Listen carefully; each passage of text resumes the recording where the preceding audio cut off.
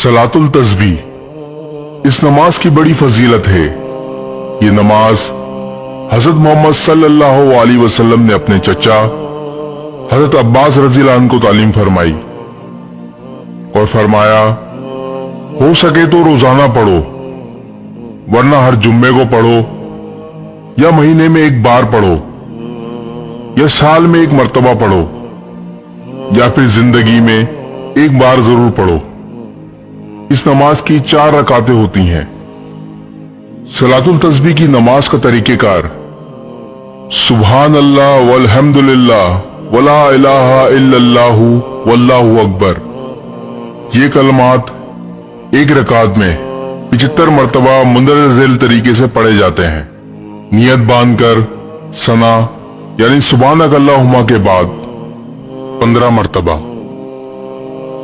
सूरह फातिहा और कोई सूरत पढ़ने के बाद 10 मर्तबा पढ़ें।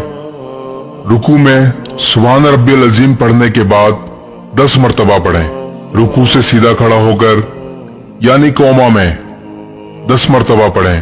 पहले सजदे में सुभान रब्बियल आला के बाद 10 मर्तबा पढ़ें।